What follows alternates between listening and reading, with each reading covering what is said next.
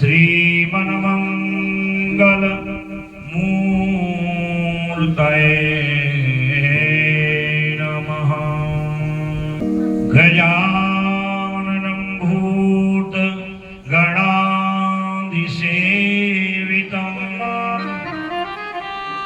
कपित्थजम्बो फलचारुभक्षणम्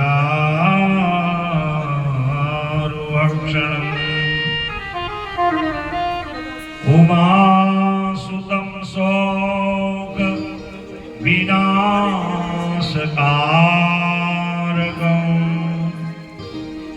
नमामि विघ्नेश्वरपादपङ्कजम्। नारायणं नमस्कृत्य नरं चैव नरोत्तमं देवीं सरस्वतीं व्यासं ततो जयमुदीरये।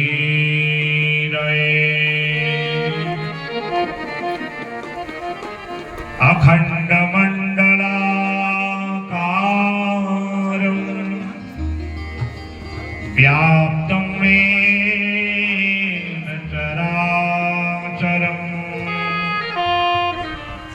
तत्पदं दर्शितं येन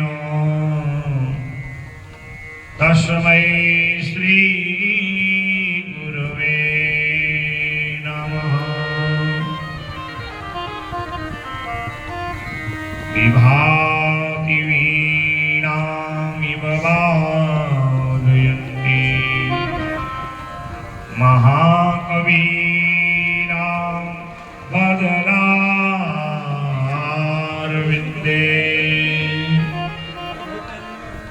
सा शारदा शारदचन्द्रगौरा ध्येयः प्रभानः प्रतिभां जनतु। यं प्रव्रजन्तमनुपेतमपेतकृत्यं द्वैपायनो विरह कातर आजुहाव। पुत्रेति तन्मयतया तरवोऽभिनेदुः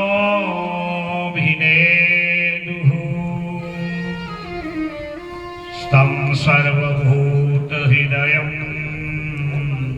मुनिमानतोऽस्मि।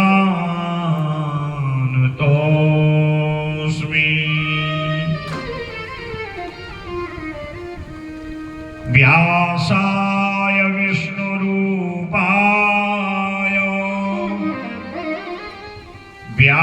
व्यासरूपाय विष्णवे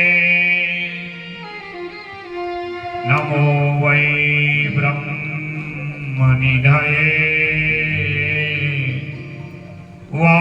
वासिष्ठाय नमो नमः।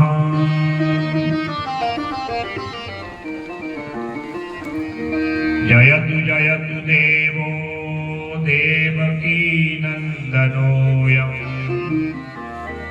जयतु जयतु कृष्णो वृष्णिवंशप्रदीपः जयतु जयतु मेघश्यामलः कोमलांगो जयतु जयतु पृथिवीभारनाशो मुकुन्दः सृष्टौ या सर्गरूपा जगतवनविदौ पालनीया च रौद्री संहारे चापि यस्या जगदिदमखिलम् अखिलं क्रीडनं या पराख्या पश्यन्ति मध्यमाथौ तदनु भगवती वैखरी वर्णरूपा सा अस्मद्वाचं प्रसन्ना विधिहरिगिरिसाराधिता लङ्करोतु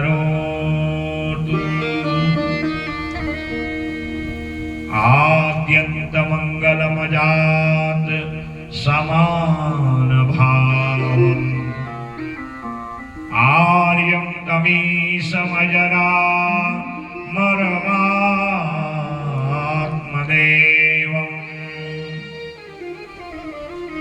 पञ्चाननं प्रबलपञ्च विनोदशीलम्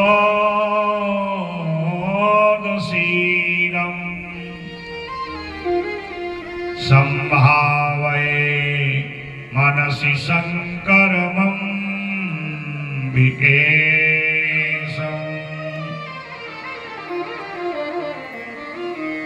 अतुलितबलधामं हेमशैलाभदेहम् धनुजवनकृशानं ज्ञानिनामग्रगण्यम्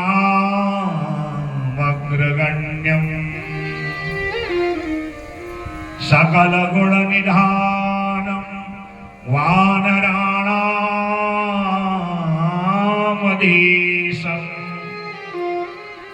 रघुवरप्रियभक्तं वात् जातं नमामि। विश्वानि देव सवितरदुरितानि पराशुभ यद्भद्रं तन्न आशु। मेरी भवबाधाहरो श्री राधा नागरिसो जातन की झाई पड़े श्याम हरित द्युति हो।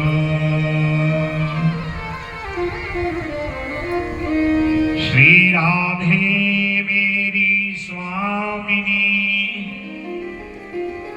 मैं श्री राधे जुगदास जन्म जन्म मोहि दीजियो श्री वृंदावन को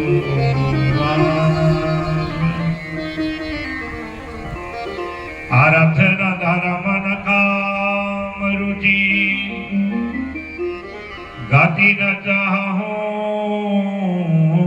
निर्वाण जन्म जन्म रति राम पद यहु वरदान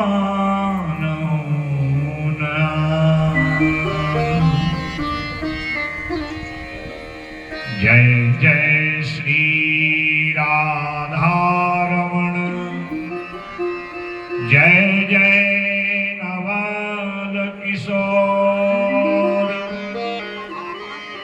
जय गोपी चित चोर प्रभु जय जय माखन चोर जय जय माखन चोर। इष्ट देवताभ्यो नमः कुलदेवताभ्यो नमः स्थानदेवता सर्वेभ्यो देवेभ्यो नमः माता पितृभ्यो नमः गुरुचरण कमलेभ्यो नमः। श्री त्रिमुखेश्वर महादेवाय नमः।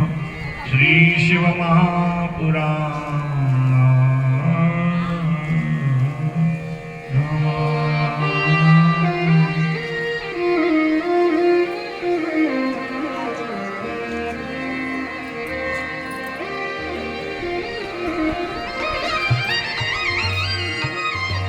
बोल वृंदावन बिहारी लाल की, त्रिमुखेश्वर महादेव की, श्री शिव महापुराण की, सद्गुरुदेव भगवान की। आइए आज की कथा में हम लोग प्रवेश करें। उससे पूर्व मन कर्म वचन से भगवान भोलेनाथ त्रिमुखेश्वर का ध्यान करते हुए पावन लिंगाष्टक का पाठ करें और तत्पश्चात आज की कथा में हम प्रवेश करेंगे। ब्रह्म मुरारी सुरार्चित लिंगम निर्मल भाषित शोभित लिंगम जन्मज दुख विनाशन लिंगम तत्प्रणमामि सदा शिवलिंगम तत्प्रणमामि सदा शिवलिंगम देवमुनि प्रवरार्चितलिंगम कामदहं करुणाकरलिंगम रावणदर्पविनाशनलिंगम तत्प्रणमामि सदा शिवलिंगम तत्प्रणमामि सदा शिवलिंगम सर्वसुगन्धि सुलेपितलिंगम कोटिविवर्धनकारणलिंगम शीघ्रसुरासुर वन्दितलिंगम प्रणमामि सदा शिवलिंगम कनकमहामणि भूषितलिंगम फणिमतिवेष्टित शोभितलिंगम तक्षसूयाद्य विनाशनलिंगम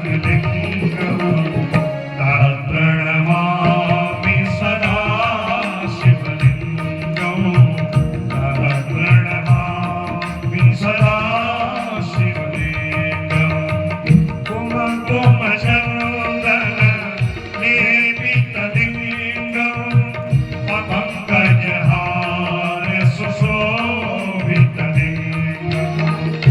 संचित पाप विनाशनलिंगम तत्प्रणमामि सदा शिवलिंगम देवगणार्चित सेव्यलिंगम आविर्भक्तिभिरेव च लिंगम दिनकरकोटि प्रभाकरलिंगम तत्प्रणमामि सदा शिवलिंगम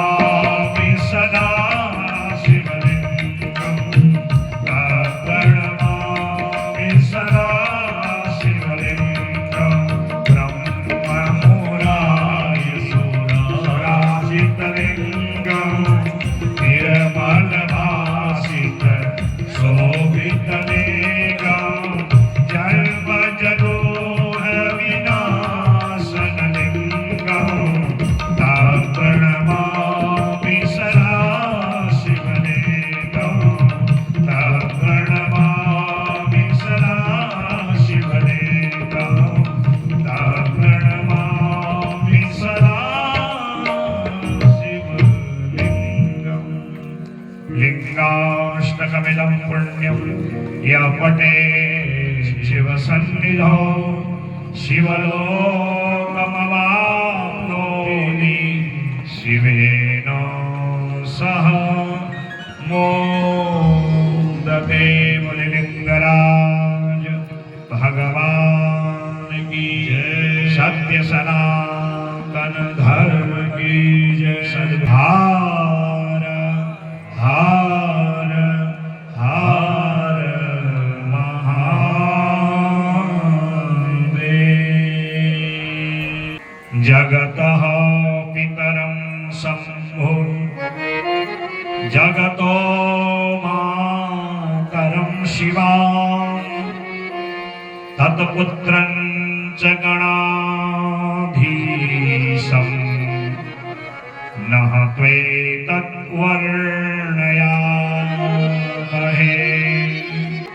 परम मंगल में श्री शिव महापुराण संहिता को नमन करते हुए अपने पूज्य माता पिता सद्गुरुदेव इष्ट परम आराध्य आराध्या को भगवान त्रिमुखेश्वर नाथ को प्रणाम करते हुए आप सभी के हृदय में विराजमान आत्मस्वरूप भगवान त्रिमुखेश्वर नाथ को नमन करते हुए कलिबल से पावन करने वाली पावनी ज्ञान गंगा स्वरूपा शिव महापुराण कथा के तृतीय दिवस कथा सत्र में प्रवेश करते हैं। ये जो भगवान की कथा है, ये कथा कोई मनोरंजन का साधन नहीं है। कथा मनोभंजन के लिए है। जो मन संसार के विषयों में आकुल व्याकुल है, दिन रात हम भागम भाग कर रहे हैं, 10 से 100, 100 से 1000, 1000 से लाख, लाख से करोड़ों कमाने के चक्कर में लगे हैं। कभी शांति हुई, कभी इच्छा पूर्ण हुई, कभी आकुलता व्याकुलता शांत हुई नहीं हुई। तृष्णा बढ़ते रहती है, इच्छाएं बढ़ते रहती हैं, उन इच्छाओं का कभी समाधान नहीं होता। ये हमारा मन दिन प्रतिदिन संसार के विषय और इच्छाओं में आकुल व्याकुल होकर के भगवान से ये विमुख हो जाता है। और इस आकुलता व्याकुलता को शांत करने के लिए, उस मनोभंजन के लिए ये भगवान की कथा है। भगवान की कथा भगवान तक पहुंचाने का एक सरल साधन है। इस कथा के द्वारा हमें शिव तत्व के विषय में, भगवान शिव के रहस्यों के विषय में पता चलता है। बड़े बड़े योगी साधक जिस मार्ग पे चल के उस परम तत्व को प्राप्त किए, वो ऐसे ही किए थे। उन्होंने भी वेद शास्त्र की परंपरा का, मर्यादा का पालन किया था। उन्होंने संसार के विषयों और इच्छाओं पर लगाम लगाई थी और धीरे धीरे उस रहस्य को जान के संसार के विषयों से निवृत्ति प्राप्त कर परम साधक पद को प्राप्त किया था। मानव ही है जो सब कुछ कर सकता है। तन्मे मनः शिव संकल्पमस्तु। हमारा मन कल्याणकारी हो और हम कल्याण वाले कार्य करें और आत्म कल्याण के द्वारा उस परम तत्व, परम ब्रह्म परमात्मा को, उस शिव को जान जाएं। इसीलिए ये कथाएं हैं। ये कथा भगवान तक पहुंचाने का सरल साधन है, भगवान का परिचय है, भगवान के चरित्र को बताने वाला, विषयों से हटाने वाला और उन तक पहुंचाने का सबसे सरल साधन है। संसार के सुखों का निर्वाह करते करते हम अपने आप को भूल जाते हैं कि हम कौन थे और कहां से आए थे, हमारे जीवन का लक्ष्य क्या था। और देखा जाए जीवन का परम लक्ष्य था कि हम जिस परमात्मा से निकले हैं, हम जिसके अंश हैं, अंततः उसी अंशी में हमें मिलना है। ईश्वर अंश जीव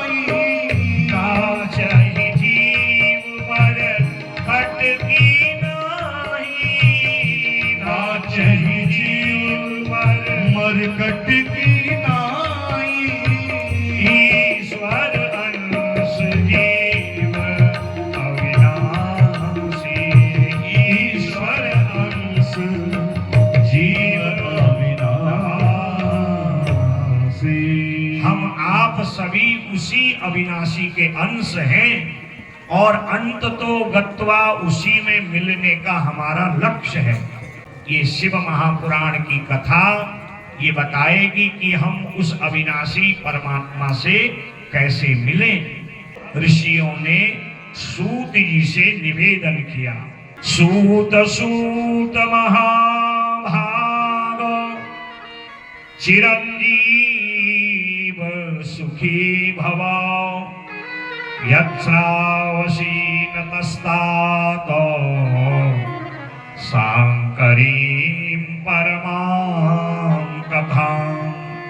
हे सूत महाराज, आप चिरजीवी होए। आपने हमें विद्येश्वर संहिता में भगवान शिव के निर्गुण सगुण वेर और लिंग की कथा सुनाई। ज्योतिर्रूप में भगवान कैसे प्रकट हुए ये कथा सुनाई। भस्म का महिमा और रुद्राक्ष का महात्म्य सुनाया। अब हमें आप भगवान शिव के लीला का वर्णन सुनाते हुए नारद जी क्यों मोहित शिव माया में हुए हैं, इस कथा को हमें आप विस्तार पूर्वक सुनाइए। नारद जी एक बार मन में विचार किए और हिमालय गए और सोचने लगे। बड़े बड़े योगी साधक कभी कभी विषयों में आसक्त होकर के इंद्रियों के वशीभूत होकर चंचल हो जाते हैं। तो मैं इस चंचलता को रोकने के लिए, इंद्रियों को वशीभूत करने के लिए अपने मन से भगवान की तपस्या करता हूं। एकस्मिन् समये विप्रा नारदो मुनिसत्तमः ब्रह्मपुत्रो विनीतात्मा तपोथ मन आदधे हिमशैल गुहा काचित् एका परम शोभना यत्समीपे सुर नदी सदा बहती वेगतः। नारद जी हिमालय में गए और जहां से मां भागीरथी गंगा का उद्गम स्थान है बद्रीनाथ के पास में, वहां पर एकांत एक गुफा में बैठे और मां भागीरथी का कल कल छल छल जो शब्द है उस संगीत में अपने मन को एकाग्र किए और ध्यान लगाए। ओम ओम एकाग्रता से जब करने लगे तो उस समय इंद्र को लगा कि कहीं नारद जी मेरी गद्दी को, सिंहासन को प्राप्त करने के लिए ये तप तो नहीं कर रहे। क्योंकि जब भी कोई साधक तपस्या करता है, जप करता है, तो इंद्र के मन में घबराहट हो जाती है। उसे लगता है कहीं इसका यज्ञ साधना पूर्ण हो गई, भगवान से इंद्र की मेरी गद्दी मांग ली तो मेरा क्या होगा। इसीलिए कहते हैं जब सारी पूजा संपूर्ण हो जाए तो इंद्र को प्रणाम करना चाहिए। इंद्राय नमः, शक्राय नमः, शतक्रतवे नमः। तो फिर इंद्र साधना में विघ्न पैदा नहीं करता है। इसीलिए संध्या के बाद आसन के आगे जल डाल के उसको माथे पे तिलक लगा के इंद्र को प्रणाम किया जाता है, शक्राय नमः करके। इंद्र की आकुलता व्याकुलता बढ़ गई और इंद्र ने अप्सराओं को भेजा, जाओ सुंदर सुंदर नृत्य गायन करो, नारद जी का जो तप है उसको भंग करो। परंतु जब ये अप्सराएं जाकर के नारद जी को विचलित नहीं कर पाई तो इंद्र घबरा गया, कामदेव को भेजा और कहा जाओ और जाकर के रति के साथ, क्योंकि आपने तो भगवान शिव की तपस्या में भी विघ्न किया है, तो नारद जी क्या कौन सी चीज है महाराज। कामदेव है, अपनी पत्नी रति को लेकर के नारद जी की तपस्या को विघ्न करने के लिए गया। बहुत प्रयास किया कामदेव ने, पर नारद जी का मन बिल्कुल भी विचलित नहीं हुआ। न बभूव मुनश्चेतो विकृतं मुनिसत्तमः भ्रष्टो बभूव तदगर्भो महेशानुग्रहेण। भगवान शिव की ऐसी कृपा कि न तो कामदेव नारद जी की तपस्या में विघ्न कर सका और न अप्सराएं। इंद्र को लगा कि कहीं जब इनकी तपस्या पूर्ण हो जावे और नारद जी को पता चले कि मेरे द्वारा तपस्या में विघ्न उत्पन्न करने के लिए अनेक प्रयोग किए गए, क्यों न मैं जाकर के नारद जी को पहले ही प्रसन्न कर दूं। महाराज चालाक व्यक्ति बड़ा सतर्क रहता है, और जब नारद जी की तपस्या में विघ्न नहीं हुआ और नारद जी को भगवान ने वरदान दे दिया कि तुम जैसा कोई ऐसा व्यक्ति नहीं संसार में जिसने काम विजय यज्ञ करा। हमारा बड़े बड़े ज्ञानी, बड़े बड़े साधक काम विषय में अपनी इंद्रियों को चंचल कर देते हैं, और आपने परम शांत भाव से इस तप को एकाग्रता से पूर्ण किया है। बस नारद जी ने ये सुना तो लगा वास्तव में मुझ जैसा और कोई काम विजय यज्ञ करने वाला नहीं है महाराज। और सीधे जाकर के अपने पिता को ये बात बताई। कुछ लोगों की आदत होती है करेंगे थोड़ा और दुनिया में प्रचार बहुत बड़ा करेंगे। तो आज जाकर के अपने पिता ब्रह्मा को प्रणाम किया ब्रह्मलोक में, और उसके पश्चात अपनी ये सारी बात बताई। तो ब्रह्मा जी ने कहा बेटा धन्य है आपने इतनी बड़ी तपस्या की है। कामा जयम निजम मत्वा गर्वितो भून मुनीश्वरः धन्या धन्या महामाया सांभवी मुनिसत्तमः।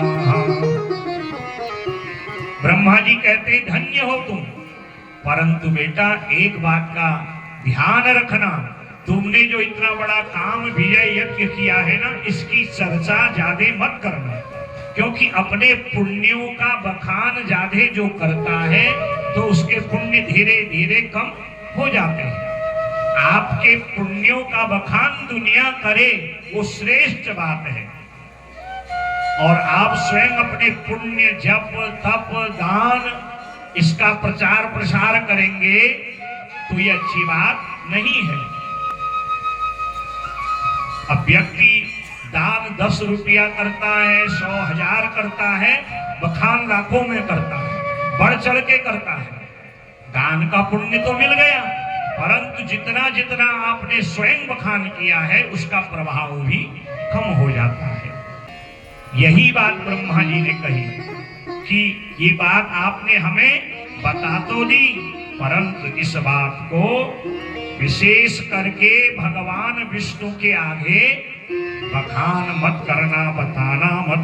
हे तात नारद प्राज्ञ धन्यस्त्वं शृणुमातु वचः वाच्यमेवं न कुत्रापि हरेरग्रे विशेषतः। किसी को बताओ या ना बताओ, पर भगवान विष्णु को नारद जी ये बात को आप मत बताना। और ये मनुष्य का स्वभाव है, जब तक बात हमारे तक रहती है अच्छी बात है, यदि किसी ने कह दिया कि इस बात को आप किसी को मत बताना, तो महाराज वो व्यक्ति बताए बिना रह ही नहीं सकता। कहड़गांव से पूरे तीनों पट्टी चकोट में वो बात पूरा अल्मोड़ा जिले में उत्तराखंड में फैल जाती है। हमारा नारद जी को पिता ब्रह्मा ने सावधान किया, मुझे तो बता दिया कि मैंने काम विजय यज्ञ किया है, क्योंकि नारद जी के मन के अहम भाव को ब्रह्मा जी जान गए और कहा हरिरग्रे विशेषतः मत बताना तिमी जानी हरही सुनावहु का तिवी जानिहारे ही सुनावहु कबहु तिवी जानिहारे ही सुनावहु कबहु तिवी जानिहारे ही सुनावहु कबहु चाले हूँ प्रसंग दुरावहु तबहु चले हो प्रसंग दुरावहु तबहु चले हो प्रसंग दुराए हो तबहु चले हो प्रसंग दुराए हो तबहु तिवी जानिहारे ही सुनावहु कबहु तिवी जानिहारे ही सुनावहु कबहु। बेटा मैंने जो बात कही है इस पे ध्यान देना, मुझे बता दिया सो बता दिया, और भगवान विष्णु के आगे इस बात की चर्चा मत करना। अब नारद जी के मन में शंका, ऐसा मेरे पिता ब्रह्मा ने आखिर में कहा क्यों, अब बात पचे कैसे। पिताजी को प्रणाम किया, कहा मुझे कोई काम याद आ गया। काम याद नहीं आया था, सीधे वैकुंठ जाना था कि आखिर में पिता ने ऐसा क्यों कहा। और वीणा बजाते हुए नारायण नारायण कहते हुए श्रीमन नारायण नारायण हरि हरि श्रीमन नारायण आइए हरि हरि श्रीमन नारायण नारायण हरि हरि श्रीमन नारायण नारायण हरि हरि भजवन नारायण नारायण हरि हरि भजवन नारायण नारायण हरि हरि भजवन नारायण नारायण हरि हरि भजवन नारायण नारायण हरि हरि लक्ष्मी नारायण नारायण हरि हरि लक्ष्मी नारायण नारायण हरि हरि लक्ष्मी नारायण नारायण हरि हरि लक्ष्मी नारायण नारायण हरि हरि बद्री नारायण नारायण हरि हरि बद्री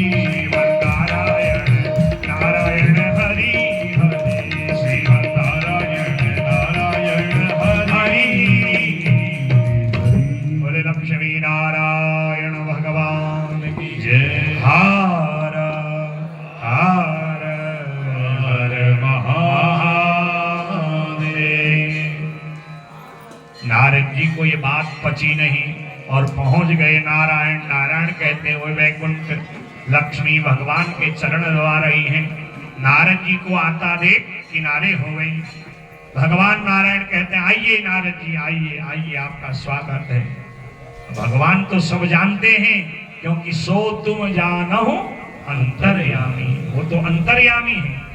आरती में आप कहते हैं ना, तुम हो एक अगोचर सबके प्राणपति। वो सब वीडियो आपके मन की जानते हैं।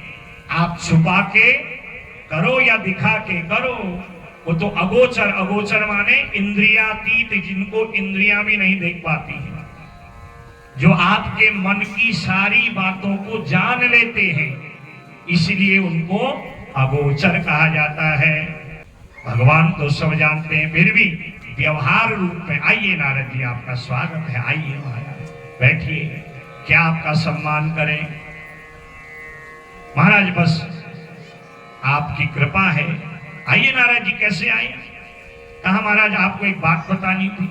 वैसे बताने का मन तो नहीं था। कुछ लोग होते हैं ना, कहते ना बताने मन नहीं हर चीज, परंतु अब क्या करूं, अब पचड़ने लाग रहे।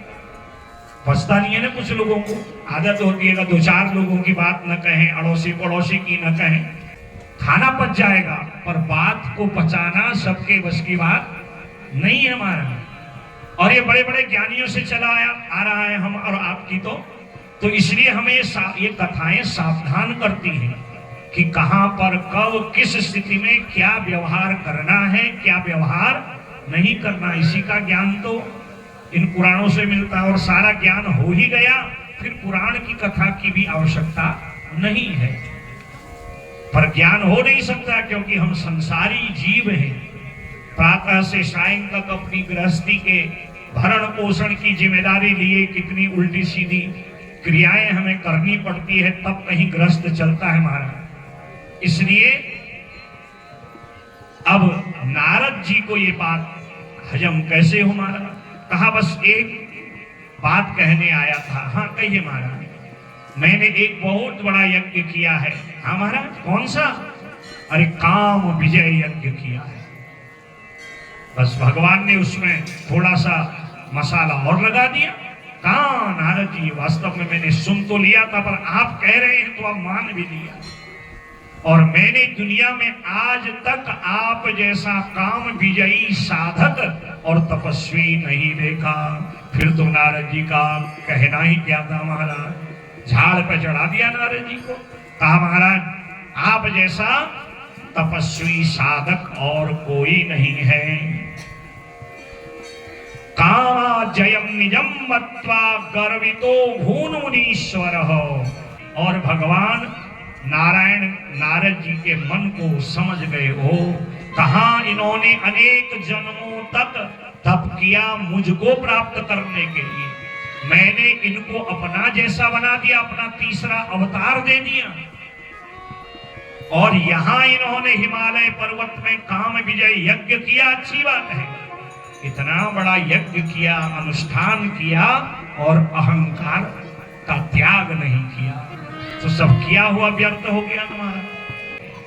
मम ममेति द्वे शब्दे, मैं और मेरा, यही दो शब्द भगवान से मिलने में बाधक हैं। और इस बाधक शब्द को दूर करने के लिए निरंतर भगवान की कृपा का होना आवश्यक है। और भगवान की कृपा कब होगी? जब निरंतर हम उनको याद करेंगे। याद शब्द को उल्टा करिए, क्या बनता है? दया। भगवान की दया का पात्र हम तभी बनेंगे जब हम उनको निरंतर याद करेंगे। आज भगवान ने एक माया का निर्माण किया और पृथ्वी लोक में एक नगर बना दिया। वहां के राजा शीलनिधि और उनके घर में सुंदर एक श्रीमती नाम की कन्या जो ब्याह के योग्य हो गई। तत्र राजा शीलनिधिर नामेश्य समन्वितः सुता स्वयंवरो युक्तो महोत्सव समन्वितः। आज भगवान नारद जी से कहते हैं कि आप बैठिए, और हम थोड़ा पृथ्वी लोक में एक हमारे भक्त हैं शील निधि राजा, हम उनका निमंत्रण मनाने जाते हैं, उनकी बिटिया से विवाह है। नारद जी कहते हमने भाई अकेले आपके घर में रह के क्या करना है, हम भी चलते हैं। भगवान ने गरुड़ का आवाहन किया और गरुड़ में बैठ करके नारद जी को भी बैठाया है। भगवान उस दिव्य नगर में गए जहां के राजा शील निधि हैं, जिनकी बिटिया के विवाह की तैयारी चली है, स्वयंवर की। और ऐसी उस नगर की सजावट है कि बड़े बड़े ज्ञानी, बड़े बड़े साधक भी उस माया को देख करके विचलित हो जाएं। सोई हरि माया सब गुण खानी, सोई हरि माया सब गुण खानी, सोई हरि माया सब गुण खानी, सोई हरि माया सब गुण खानी। शोभाता सुखी जाय बखानी, शोभाता सुखी जाय बखानी, शोभाता सुखी जाय बखानी, शोभाता सुखी जाय बखानी। सोई हरि माया सब गुण खानी, सोई हरि माया सब गुण खानी। ऐसी सुंदर उस नगर की शोभा है, जो भी देखे मोहित हो जाए। और जैसे ही शील निधि के महल में नारद और भगवान नारायण पहुंचे, शील निधि राजा रानी सहित और श्रीमती सहित भगवान नारायण का स्वागत करने के लिए द्वार पर खड़ा हो गया और उनके चरण पधारे और आदर पूर्वक लाए अपने सिंहासन पर विराजमान किया। भगवान ने इशारा किया, हमारा सम्मान करो न करो, ये बड़े साधक हैं, बड़े तपस्वी हैं, इनका पहले स्वागत करो। राजा शील निधि ने भगवान के इशारे को समझकर नारद जी का चरण प्रक्षालन किया, तिलक किया, माला पहनाई और दिव्य आसन में विराजमान उनको किया। और जो भी एक राजा की सेवा का धर्म है, उस सेवा का धर्म निर्वाह किया। और राजा शील निधि भगवान के आगे आकर के अपनी बिटिया का दर्शन कराते हैं। अथ राजा स्वतनयाम नामतः श्रीमतीं वरां समानीय नारदस्य पादयोः समपातयत्। कहा कि ये मेरी बिटिया है और इसका कैसा घर होगा, कैसा घर होगा, बताइए। भगवान ने इशारा किया, हमसे ज्यादा त्रिकालज्ञ ये नारद जी हैं, आप नारद जी को अपनी बिटिया का हाथ दर्शन कराएं। समानीय नारदस्य पादयो समपातयत्। नारद जी के चरण में दंडवत राजा शील निधि ने किया। कहा ये मेरी श्रीमती नाम की कन्या है। भगवान ने भी इशारा किया है कि आप हस्त रेखा में माहिर हैं, विशेषज्ञ हैं हस्त रेखा के, आप मेरी बिटिया का हाथ देखिए। और हर पिता के मन में ये आशंका ही होती है जब उसके घर में बिटिया का जन्म होता है, जब ये पढ़ लिख करके बड़ी हो जाएगी तो इसको कैसा घर मिलेगा, कैसा वर मिलेगा। तो राजा है तो उसकी भी मन में शंका है। और दुहिते मम मुने श्रीमती नाम नामतः कीदृशं तनयं मे परमाप्स्यति तद वद। ये मेरी बिटिया श्रीमती है। नारद जी, आप इसकी हस्त रेखा देख के बताइए कि इसको कैसा घर मिलेगा, कैसा इसका दूल्हा वर होगा। और राजा शील निधि अपने आसन में विराजमान हो गए। नारद जी ने ज्यों ही श्रीमती का हाथ लिया, सारा शरीर रोमांचित हो गया और मन ही मन विचार करने लगे, इसकी जो हाथ की रेखाएं हैं ना इतनी सुंदर हैं, ये जिस घर में जाएगी उस घर के तो वारे न्यारे हो जाएंगे, धन धान्य से समस्त सुख संपदा से वो घर युक्त हो जाएगा। और हमारे मार्कंडेय पुराण में तो लिखा ही है, या श्री स्वयं सुकृतिनां भवनेश्वर लक्ष्मी पापात्मनां कृतधिया हृदये सुबुद्धि श्रद्धा सतां कुलजन प्रभवा शिलज्जा तां त्वां नताः स्म परिपालयते विश्वम्। हमारे शास्त्र में लिखा है, कन्या लक्ष्मी समाख्याता। भाग्यशालियों के घर में ही कन्या का जन्म होता है। हमारा अनेक पुत्र हो जाए, अगर कन्या का जन्म नहीं है तो व्यक्ति भाग्यशाली नहीं है होता है। भाग्यशाली व्यक्ति वह है जिसके घर में कन्या का जन्म होता है, क्योंकि कन्या लक्ष्मी ही समाख्याता। कन्या साक्षात लक्ष्मी का अवतार है। और लक्ष्मी का संबंध किससे है? भगवान नारायण से। इसीलिए हम विवाह के दिन सैयादान करते हैं तो लक्ष्मी नारायण का पूजन करते हैं। कन्या लक्ष्मी समाख्याता वरो नारायण स्मृतः तस्मात् कन्या प्रदानेन नारायण प्रियतामिति। एक कन्या दान करने से 101 कुल के पितरों का उद्धार हो जाता है। बेटा का ब्याह करने से नहीं होता, बेटा वंश बढ़ाता है ऐसा कहते हैं लोग, परंतु केवल अपने वंश को बढ़ाता है। और एक कन्या मातृवंश, पितृवंश और पति के वंश को बढ़ाती है। इसीलिए कन्या को लक्ष्मी की संज्ञा दी गई है। या श्री स्वयं सुकृति नाम। श्रेष्ठ घर कौन है? सुकृति कौन है? जिसके घर में श्री लक्ष्मी स्वरूप कन्या का जन्म हुआ है। अब तो थोड़ा समय बदल गया है, नहीं तो आज से 20-25 साल पहले तो घर में कन्या हुई नहीं। और सबसे पहले औषाण ककाची सासू के निहर महाराज चिहड़िया बताओ, पिता को कभी महाराज बिटिया बोझ नहीं लगती, मां को नहीं लगती, सास को लग जाती है। सास की तो सारी सास ही बंद हो जाती है। ऐसा क्यों होता होगा?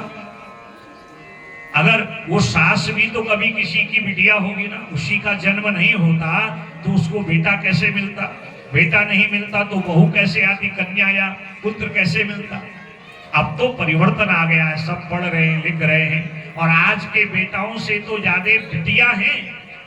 देखिए हमारे देश की तो राष्ट्रपति एक बिटिया है।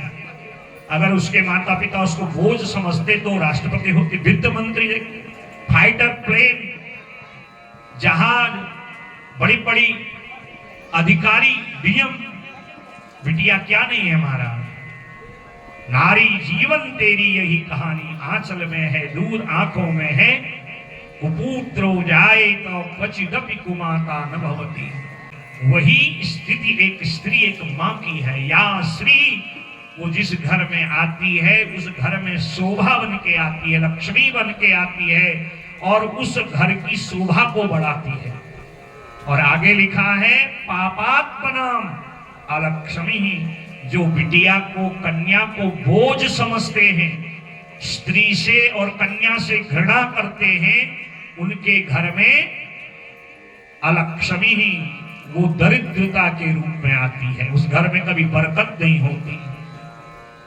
श्रद्धा सताम, जो बिटिया के प्रति, देवी के प्रति, नारी के प्रति श्रद्धा पूर्वक उनकी सेवा करते हैं, उनके घर की वो शोभा बन जाती है। आज नारद जी यही बात को कह रहे हैं और मन मन में सोच रहे हैं, ये जो बिटिया है, ये बिटिया कोई साधारण बिटिया नहीं है। जिस घर में जाएगी उस घर के वारे न्यारे हो जाएंगे, उस घर का सौभाग्य धन धान्य दिन प्रतिदिन बढ़ते रहेगा। इत्युक्तो मुनिशार्दूल तामिच्छुः काम विह्वलः। और मन ही मन क्या सोच रहे हैं, मेरा भी तो विवाह नहीं हुआ, और इस कन्या के हाथ की जो रेखा है सर्व लक्षण संपन्न रेखा है, अगर मुझसे इसका ब्याह हो जाए तो मेरे भी ये दौड़ा भागी करने का चक्कर ही टूट जावे। और फिर राजा से कहते हैं, सुतेयम तव भूपाल सर्व लक्षण लक्षिता महाभाग्यवती धन्या लक्ष्मीरिव गुणालया। ये तो साक्षात लक्ष्मी है, और जिस घर में जाएगी उस घर का यश मान कीर्ति सौभाग्य दिन प्रतिदिन बढ़ेगा। धन्य है राजा। और सारी बातें बताई। कहते महाराज बस ऐसा ही दूल्हा इसको मिल जाए, मैं पितृ ऋणों से मुक्त हो जाऊं। और इधर भगवान ने देखा कि नारद जी के मन में लड्डू फूट गया है, काम से विह्वल हो गए, और महाराज चुपचाप वापस वैकुंठ आ गए। और इधर नारद जी ने जब देखा कि मेरा काम पूरा हो गया, जो मुझे लेके आया था वही गायब है, और अब मुझे ब्याह करना है। रोज बीणा बजाओ, भजन करो, शाम को कभी भोजन मिले न मिले, धुले कपड़े मिले न मिले, अरे मैं भी तो अपनी गृहस्थी बसा सकता हूं ना, परंतु गृहस्थी कैसे बसाऊं? अब बीणा बजान, जिसके हाथ में बीणा हो, लंबी लंबी जटा हो, माथे पे भस्म हो, गले में रुद्राक्ष की माला हो, कौन पिता अपनी कन्या देगा महाराज? देगा कोई? कोई नहीं देगा ना महाराज। अब नारद जी तो वैरागी हैं, और काम विजय यज्ञ करके और परम वैरागी बन गए हैं। और श्रीमती का हाथ देखते ही, उसका स्पर्श होते ही सारा भाव समाप्त हो गया, गृहस्थ की इच्छा होने लगी, अब मुझे कौन रूप देगा? और ये काम तो केवल भगवान विष्णु ही कर सकते हैं। और नारायण नारायण कहते हुए सीधे महाराज पहुंच गए वैकुंठ।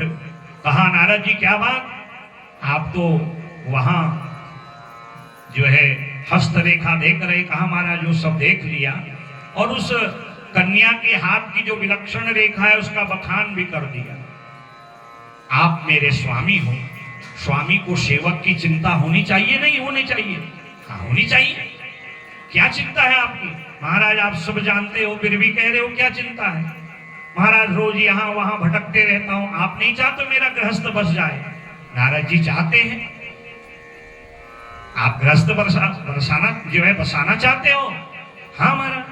भगवान ने सोचा जिनका जन्म, जिनका अवतार केवल भजन के लिए हुआ है, और क्षणिक सुखों के लिए अपने भजन को बिगाड़ रहे हैं, तो ये तो सब गड़बड़ हो गया। माम वरिष्यति नान्यम सा विष्णु रूप धरम ध्रुवम पूर्व रूपम मुनिम सर्वे ददृशोस्तत्र मानवाः। महाराज मैंने उसके हाथ में देखा कि आपका ही रूप जिसके अंदर हो वह उसका ही वर्ण करेगी, उसी के गले में माला डालेगी। बस एक काम आप कर दीजिए। भगवान बहुत जो है समझाते हैं, नारद जी तुम बस थोड़े बात में बहक रहे हो, हम जानते हैं आप गृहस्थ में भी सुख पूर्वक नहीं रहोगे, क्योंकि आपको संसार का बंधन अच्छा लगता ही नहीं है।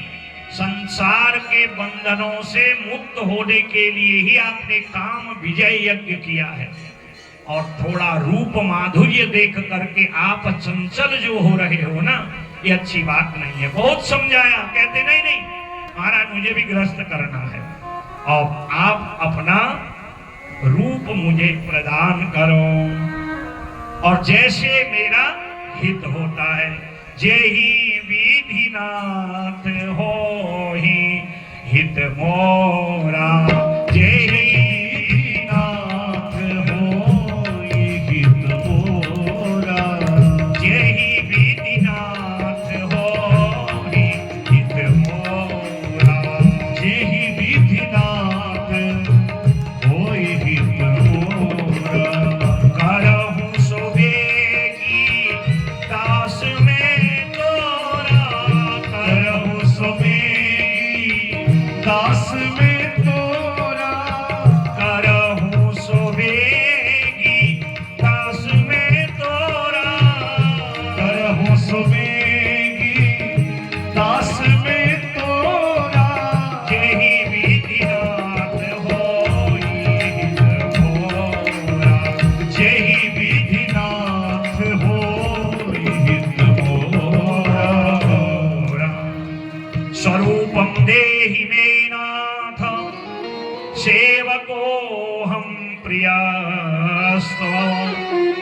ब्रुयान माम यथा सावै श्रीमती क्षिपितात्मजा।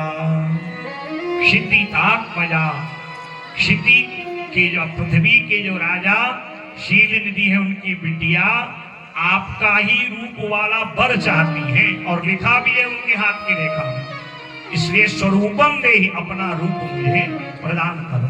और साथ साथ क्या कहा, जे ही विधि हो ही नाथ हित मोरा, जैसे मेरा हित होता है। अब नारद जी का हित कैसे होता है हमारा, वो तो भजन से ही होना है, वो तो दिन रात भगवान का ही भजन करते हैं। और वो गृहस्थ में फंस जाएंगे फिर भजन होगा नहीं, थोड़े बहकावे में आकर के बहक रहे हैं, परंतु हित कैसे होगा, भजन से। भगवान ने कहा ठीक है, जैसे तुम्हारा हित होगा वैसा ही करता हूं। और भगवान ने आज मुखम तु वानरश्चेदम विकटम च भयंकर ऐसा रूप दिया कि नारद जी भी क्या याद करेंगे। और नारद जी सजे धजे और जल्दीबाजी में शीशे में आईने में अपना रूप देखना ही भूल गए महाराज, और बिना बारातियों के बारात लेके चले गए राजा शील निधि के उस नगर में। और विशाल विवाह मंडप सजा हुआ है, देश विदेश के बड़े बड़े सुंदर सुंदर राजकुमार आ रहे हैं। नारद जी सबसे पहले आगे बैठ गए। कुछ लोगों को शौक होता है ना बाद में आकर आगे बैठना चाहते हैं, अब आगे आए नहीं क्योंकि वहां भगवान के साथ संवाद हो रहा था, और आए पीछे बैठ गए आगे।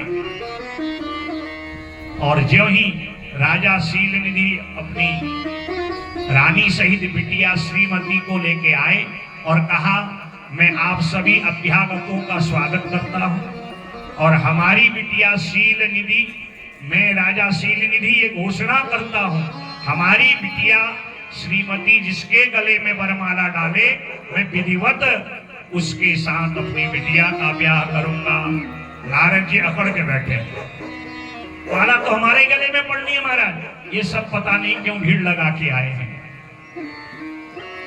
परंतु रूप तो भयंकर बानर की तरह है, और बगल में शिव जी के दो गण जाके बैठ गए और बार बार नारद जी को इशारा कर रहे हैं, ठसोड़ लग रही।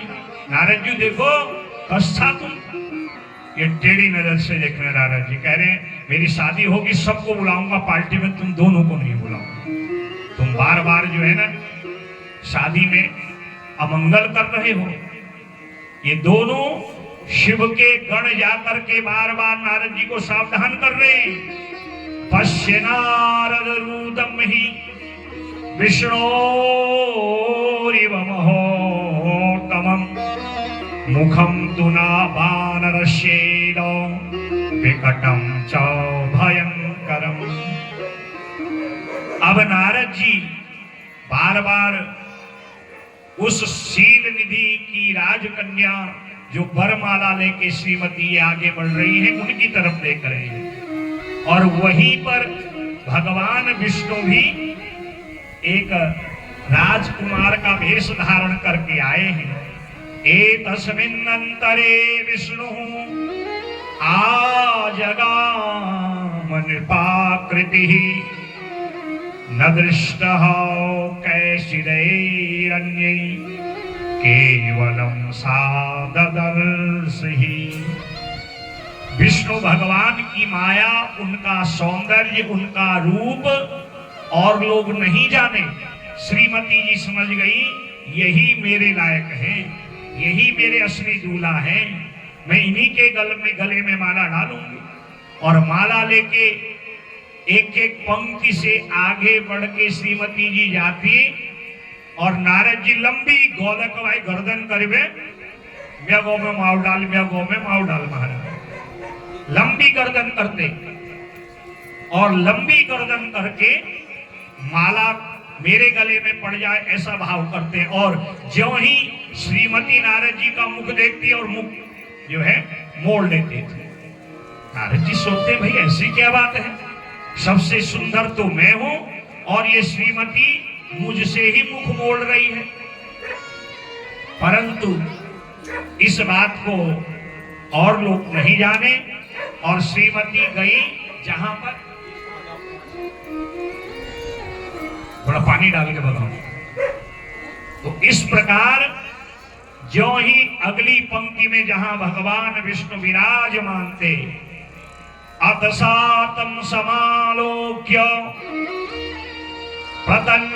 प्रसन्न बदनाम्बुजा, जैसे ही श्रीमती ने भगवान विष्णु को पहचाना कि दूल्हा के रूप में भगवान राजकुमार के रूप में आए हैं, अर्पयामास तत्कंठे तामालाम वर वर्णिनी, और उस वरमाला को भगवान विष्णु के गले में डाला, ब्याह हुआ और लौट के भगवान वापस वैकुंठ आ गए। वो लक्ष्मी नारायण भगवान की जय हो। सारे लोग देखे रह गए, नारद जी का उपहास करने लगे और उसी समय ये दोनों जो शिव के गण हैं जोर जोर से ठहाके लगाने लगे। नारद जी को आया क्रोध और दोनों शिवगणों को श्राप दे दिया। युवाम ममोपहासम वै चक्रतुर्वाण ब्राह्मणस्य ही भवेताम राक्षसो वीर्य, भवेताम राक्षसो विप्र वीर्यजो वै तदाकृति। मैं तुम दोनों को श्राप देता हूं क्योंकि तुमने मेरा उपहास किया। देखिए, जीवन में हास परिहास करिए, क्योंकि हास परिहास से आनंद होता है, थोड़ी थकान मिटती है, पर कभी किसी का उपहास मत करिए, क्योंकि उपहास करने से क्रोध बढ़ता है और क्रोध से फिर विनाश ही होता है। हास परिहास तो ठीक है, वो विनोद का एक लक्षण है, उपहास कभी किसी का मत करिए। और इन दोनों जो शिवगणों ने नारद जी का उपहास किया तो नारद जी को आ गया क्रोध। युवाम ममोपहासम वै, तुम दोनों ने मेरा उपहास किया ना, जाओ मैं तुम्हें श्राप देता हूं। भवेताम राक्षसो, तुम दोनों राक्षस बन जाओ। नारद जी के चरण पकड़ लिए, महाराज हम पर क्यों क्रोध करते हो? हम तो आपको बार बार इशारा कर रहे थे कि आप अपनी सूरत तो देख लो, और आपने हमारी बात को गलत समझा। हमने आपका उपहास नहीं किया, हम तो आपको सावधान कर रहे थे, इसलिए हमारे अपराध को क्षमा करो। नारद जी ने जब शीशा आईना में अपनी सूरत देखी और विकटम च भयंकरम, अपना भयंकर बानर का मुख जब देखा, महाराज दोनों होंठ फड़फड़ाने लगे क्रोध के मारे। और इधर दोनों शिवगणों पर नारद जी शांत हो गए, कहने लगे ठीक है भाई, तुमने तो मुझे सावधान किया, मैं काम विषय में इतना डूबा था कि मैं अपने आप को भूल गया, आपकी बात और आपके इशारे को नहीं समझा। राक्षस जरूर बनोगे, परंतु भगवान नारायण के द्वारा तुम्हारा उद्धार होगा। यही दो राक्षस सतयुग में हिरण्याक्ष और हिरण्याकश्यप बने। वराह नारायण और भगवान नृसिंह नारायण ने दोनों का उद्धार किया है। और त्रेता युग में यही रावण और कुंभकर्ण बने, जहां मेरे भगवान राम ने इनका उद्धार किया। और यही दोनों राक्षस जो शिवगण हैं, ये द्वापर में शिशुपाल और दंत वक्त्र बने, जहां भगवान श्री कृष्ण ने इनका उद्धार किया। बोले भक्त वत्सल भगवान की जय। और इनको शाप विमोचन करके दौड़ के गए वैकुंठ में महाराज। न इधर देखा, न उधर देखा, न विचार किया कि मैं ये क्या कर रहा हूं। और आया क्रोध, कहा अरे विष्णु, मैं तो तुमको अपना हितैषी मानता था, मैंने तुमसे मांगा ही क्या था, कभी कुछ नहीं मांगा, एक बार रूप मांगा, और तुमने ऐसा भयंकर रूप देख करके मुझे आज एक स्त्री का वियोग कराया है, इसलिए आज मैं तुम्हें श्राप देता हूं। त्वं स्त्री वियोगयं दुःखं लभस्व पर दुःखदः मनुष्यगतिकप्रायो भवाज्ञान विमोहितः मम अपकार कीन तुम भारी मम अपकार कीन तुम भाई मम अपकार कीन तुम भारी मम अपकार कीन तुम भारी नारी विरह तुम्हें होब दुखारी नारी विरह तुम्हें होब दुखारी नारी विरह तुम्हें होब दुखारी नारी विरह तुम होब दुखारी मैं अपकार कीन तुम भारी मैं अपकार कीन तुम भारी। मैं तो आपके पास इसलिए आया था कि आप मुझ पर उपकार करेंगे, क्योंकि आपको अपने भक्त बहुत प्रिय हैं। मैं भी तो आपका ही भक्त था और आपने उपकार की तरह अवतार किया, इसलिए आज श्राप देता हूं। नारी विरह तुम होब दुखारी स्त्री वियोगयं दुःखं लभस्व पर दुःखदः। जैसे आज मैं एक स्त्री को प्राप्त न करने के कारण दुखी हो रहा हूं, तुम्हारा मृत्यु लोक में अवतार होगा, राम का अवतार, और तुम भी स्त्री के वियोग में दुखी होगे, स्त्री के वियोग में आकुल व्याकुल होगे। और जिन शिवगणों को मैंने राक्षस बनने का श्राप दिया है, वही शिवगण राक्षस बन के तुम्हारी स्त्री पत्नी का हरण करेंगे। दत्ता शापोति तेनाथ वितथम कुरुतम प्रभो। जब भयंकर होंठ फड़फड़ा के नारद जी ने श्राप दिया और भगवान शांत होके हाथ जोड़ के खड़े रहे, नारद जी मेरे भक्त मुझे प्रसाद प्रदान करें, प्रसाद 56 प्रकार का भोग लगाए या मुझे श्राप दे दे, ये मेरे लिए बराबर है। नमे भक्तः प्रणश्यति अहम भक्त पराधीन हूं। मैं तो भक्त के अधीन हूं। भक्त मुझे 56 भोग लगावे या मुझे श्राप देवे, ये मैं उस पर कृपा ही करता हूं, क्योंकि पत्रम पुष्पम फलम तोयम यो मे भक्त्या प्रयच्छति। पत्र पुष्प फल जल और भक्ति और प्रेम से जो मुझे अर्पण करते हैं, मैं उनके समस्त संकल्प को पूर्ण करता हूं। मैं आपके भी संकल्प को पूर्ण करना चाह रहा था, पर आपने समझा ही कब। आपने कहा कि जैसे मेरा हित हो वैसा करिए। मैंने आपका हित तो किया ना।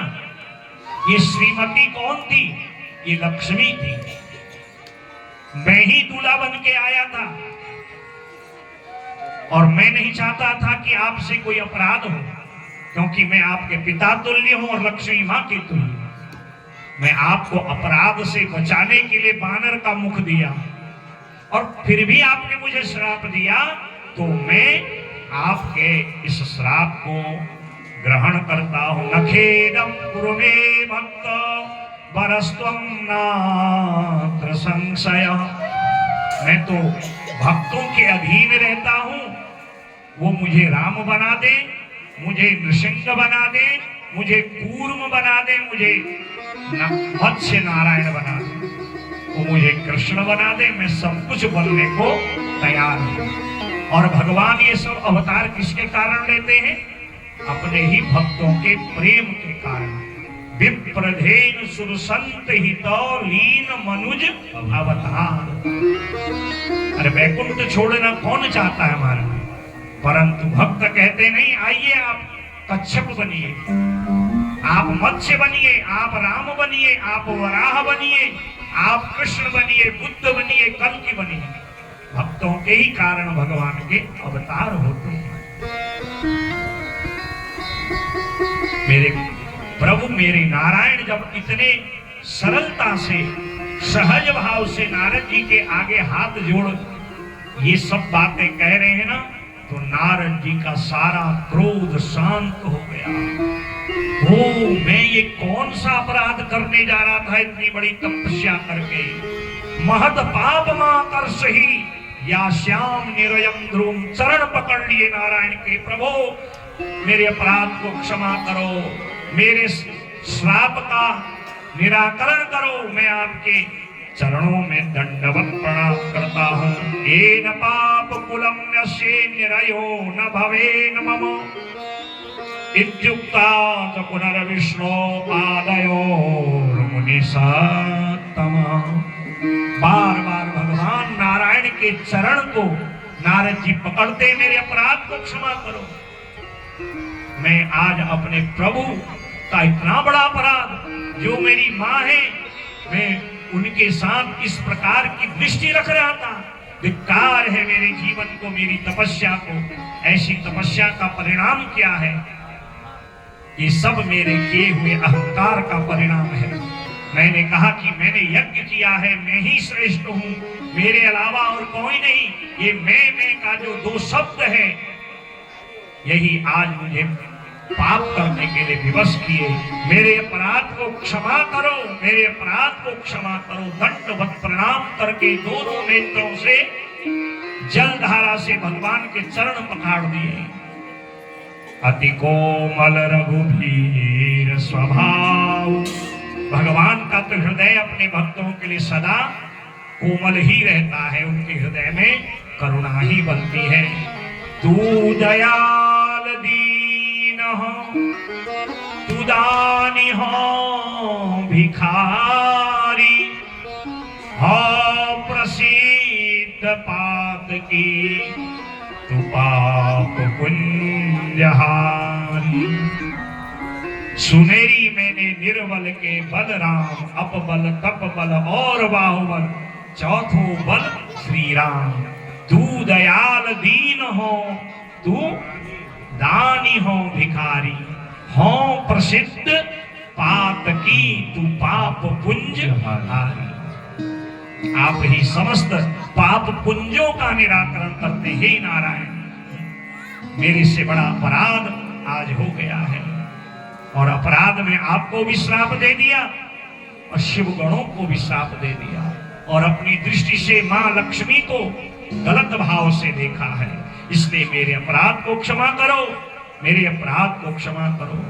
भगवान ने नारद जी को उठाया, अपने हृदय से लगाया, कहा नारद जी, जो अपने किए हुए पाप का पश्चाताप करे, उससे बढ़ के दुनिया में और कोई बड़ा भक्त नहीं है। और आज मैं तुम्हें तुम्हारे पाप निराकरण का एक सरल उपाय और मंत्र बताता हूं। त्यक्त्वा स्वसंशयं सर्वं गायन् शंकर यशः, शतं नाम शिवस्तोत्रं सदा नन्यमतिर्जपो। अब आप एक कार्य करिए, आप मेरे नाम का निरंतर गायन करते हो ना। मेरा नाम है नारायण, 4 अक्षर का। अब आपको इससे भी सरल नाम बताता हूं, और वो नाम है शिव नाम सतम प्रोक्तम। आप शिव नाम स्तोत्र का वाणी से उच्चारण करो। जप ही जाए शंकर सतनामा, जप ही जाए शंकर सतनामा। ओ हहि हृदय तुरत विश्रामा, ओ हहि हृदय तुरत विश्रामा, ओ हहि हृदय तुरत विश्रामा, ओ हरि तुरत विश्रामा। कोई नहीं शिव समाने प्रिय मोरे, कोई नहीं शिव कोई नहीं शिव समान प्रिय मोरे, कोई नहीं शिव समान प्रिय मोरे। अस परतीति तजहु जनि भोरे, अस परतीति तजहु जनि मोरे। जपहि जाय शंकर सतनाम, जपहि जाय शंकर सतनाम। शंकर सतनाम। शतम नाम शिवम स्तोत्रम सदानन्यमतिर्जप।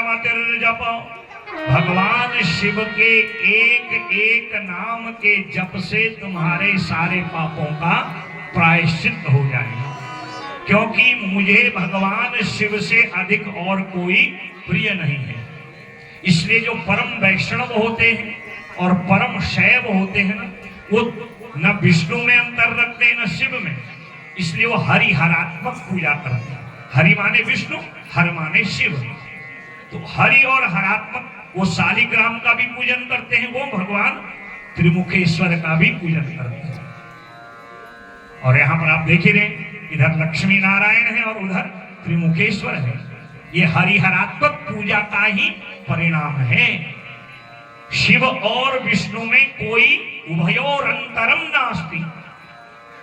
शिव महापुराण की तृतीय संहिता में जो शतरुद्र संहिता है, उसमें इसी बात का प्रतिपादन किया गया है कि शिव और विष्णु में कोई अंतर नहीं है।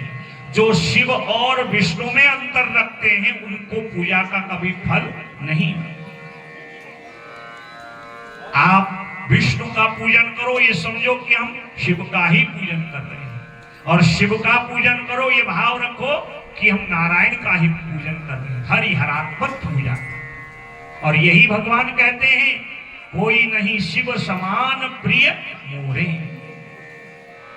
और भगवान शिव कहते हैं नारायण मेरे इष्ट हैं, और नारायण कहते हैं शिव मेरे इष्ट हैं। दोनों में कोई अंतर नहीं है। इसलिए आप भगवान शिव के पावन 108 नाम, आपने बेलपत्र चढ़ाया था ना 108 नाम से, ये वही स्तोत्र है। शिवाय नमः, महेश्वराय नमः, शंभवे नमः, पिनाकिने नमः, शशिशेखराय नमः, ऐसे 108 नाम हैं। यज्जपित्वा द्रुतं सर्वं तव पापं विनश्यति इत्युक्त्वा नारदं विष्णुः पुनः प्राह दयान्वितः। मेरे दयालु करुणा सागर भगवान नारायण ने नारद जी का मन शांत किया और कहा तुम भगवान शिव का पावन नाम जपो। शिव नाम का जो कुल्हाड़ा है बड़े बड़े पाप रूपी वृक्ष को काट देता है। मैं जपूं सदा तेरा नाम, दयालु दया करो। मैं जपूं सदा तेरा नाम, दयालु दया करो। मैं जपूं सदा तेरा नाम, दयालु दया करो। मैं जपूं सदा तेरा नाम, दयालु दया करो। दयालु दया करो, दयालु दया करो। कृपालु कृपा करो, कृपालु कृपा करो। हम आप सब लोग यहाँ बैठे हैं ना, कोई ऐसा व्यक्ति है जिसने कभी कोई अपराध नहीं किया, जिससे कोई गलती नहीं हुई?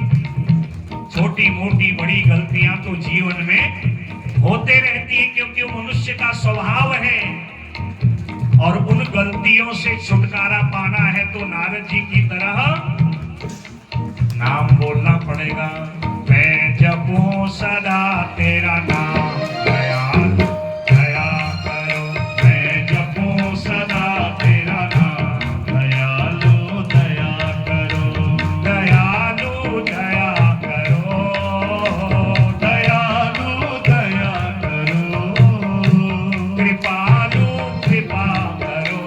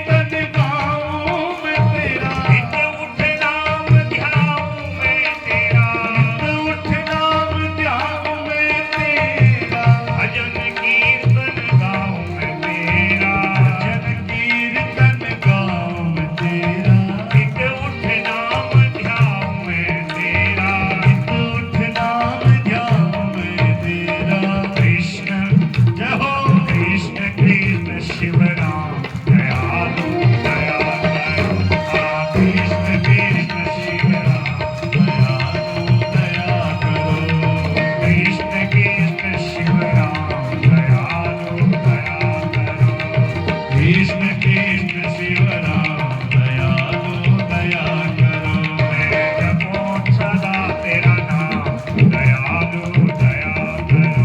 मैं जपो सदा तेरा नाम दयालु दया करो। हर हर महादेव।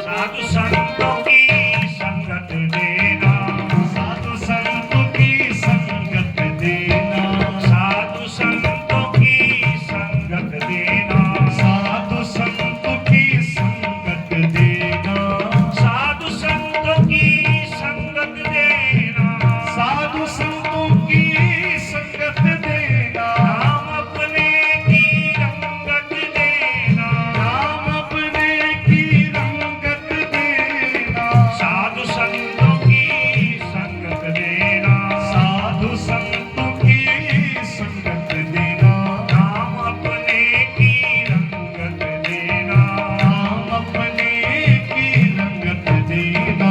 दास जय हो। दास बना गुना दया दया करो। मुझे दास बना लो घनश्याम दयालु दया करो।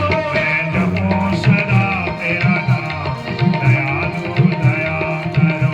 मैं जपो सदा तेरा नाम दयालु दया करो।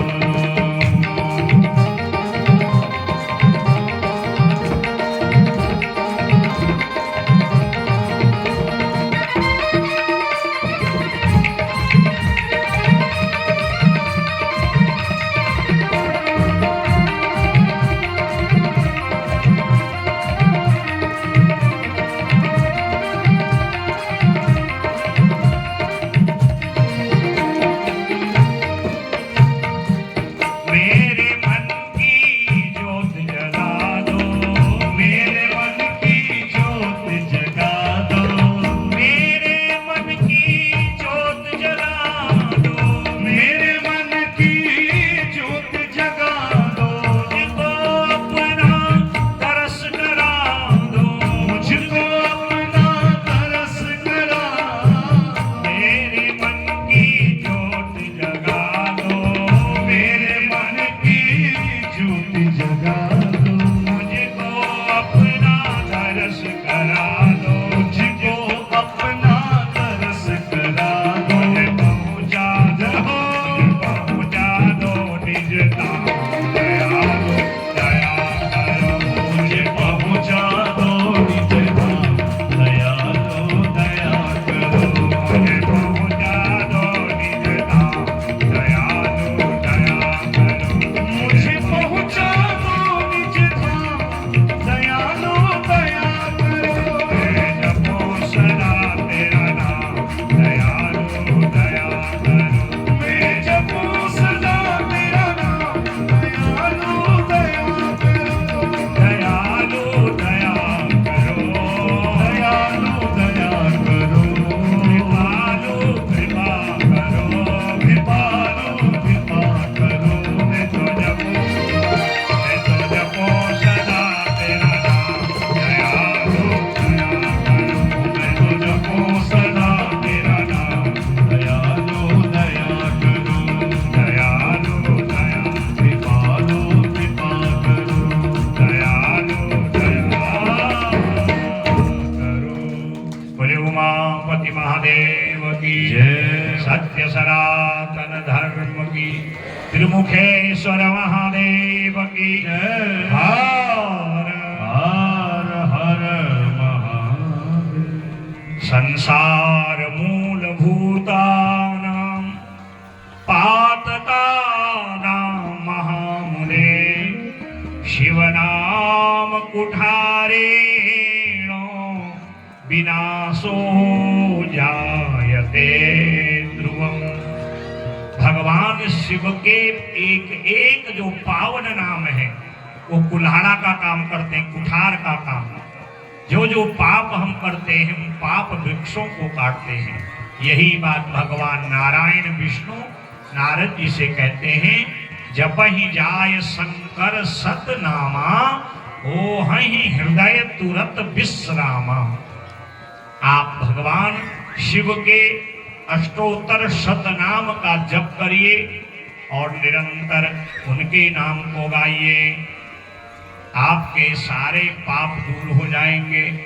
आपकी जो भक्ति की शक्ति, तपस्या की शक्ति है, आपको पुनः प्राप्त हो जाएगी। इत्थम विष्णु मुने प्रीत्या हिप उपदास्य प्रसन्नधि स्मृत्वा नुत्वा शिवं स्तुत्वा ततस्तं तररधीयत। भगवान विष्णु के द्वारा शिव जप के लिए प्रेरित नारद जी भगवान नारायण को प्रणाम किए हैं। सूत जी कहते हैं, हे ऋषियों, और नारद जी वहां से शिव तीर्थों की यात्रा करने लगे। जहां भी शिवालय होते वहां बैठ के भगवान का अभिषेक करते और बिल्व पत्र चढ़ाते। उनके 108 नाम से निरंतर उनका पूजन करते थे। और इस प्रकार निरंतर शिव पूजन करने के प्रभाव से भगवान शिव को प्रिय हुए और उनका जो भी श्राप देके जो तप का प्रभाव कम हो गया था, उनको पुनः प्राप्त हो गया।